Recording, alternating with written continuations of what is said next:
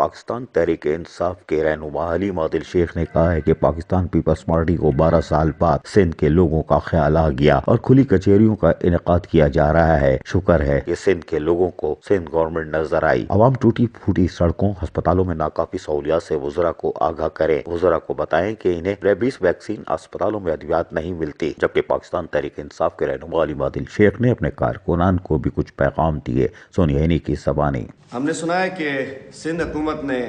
12 سال بعد کوئی جاگے ہیں نیند سے اور انہیں احساس ہوا ہے کہ شاید عوام کے پاس کوئی مسائل بھی اور عوام سے پوچھنا بھی ہے یہ صرف دکھاوا، لیکن چلیں دکھاوا ہی صحیح، عوام میں آئے تو صحیح، عوام کو ملے تو صحیح، نظر تو آیا کوئی وزیر۔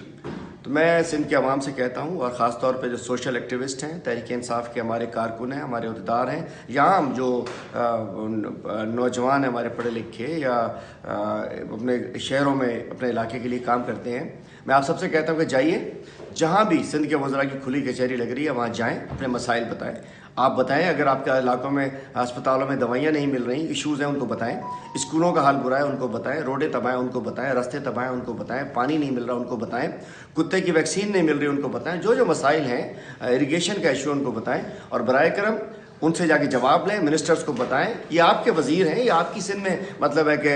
سندھ کے وزیر ہیں یہ، اور ان کو فنڈز مل رہے ہوتے ہیں، ان کو بجٹ مل رہا ہوتا ہے، 1200 ارب سے زیادہ سالانہ ان کو ملتا ہے، ان سے جا کے سوال کریں، اور اگر مسئلہ حل ہو تو بہت اچھی بات ہے، مسئلہ نہ حل ہو تو ہمیں بتائیں، انشاءاللہ جب یہ واپس اسمبلی میں آئیں گے ہم ان سے پوچھیں گے کہ سانگڑ میں، ٹنڈو لیار میں، لاڑکانہ میں، نواب شاہ میں، عمر کوٹ میں، تھرپارکر میں، سکھر میں، جہاں کھلی کچہری میں عوام نے آپ سے یہ سوال کیا تھا کیا حل ہوا اس کا۔ تو میں چاہتا ہوں کہ تمام اسپیشلی سول سوسائٹی بھی جائے،